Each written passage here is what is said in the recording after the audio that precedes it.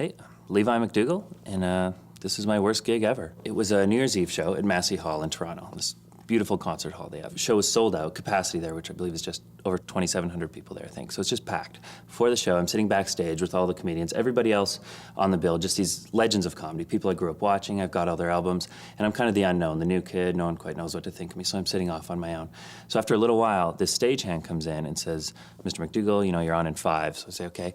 I go and stand kind of by the entrance to the stage, and I'm just going over my jokes, getting in the right headspace. And this older janitor, guy who'd been working there forever, walks up to me and says, you know, sorry to interrupt, but I noticed a certain gleam in your eyes, and I think you're going to be one of the greats. He called me Sammy Davis Jr. meets Steve Martin circa 1979, and I'm just like, okay, you know, I'm just trying to go over my set, having no idea I'm about to, you know, do what is definitely the worst gig I've ever had. And so they announce my name.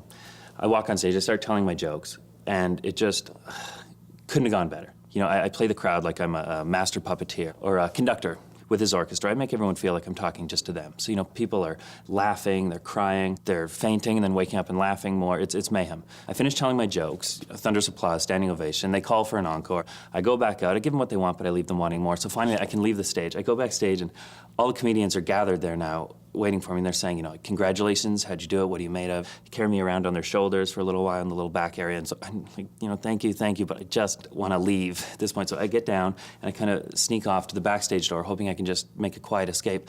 As soon as I open the door, flashbulbs right away. There's press, there's fans, people wanting autographs. I sign a few, but I just want to go. So snap my fingers, my security detail, they cut a path through the crowd, keep my head down, and I just make a run for it, because at this point people are throwing like flowers and money, women are exposing themselves. So finally, I make it to my limo, Rolls Royce. I open the door, hop in, slam the door behind me, and I just, you know, kind of take a deep breath, and I just say to my driver, you know, Cahill, just drive. Worst gig I've ever had.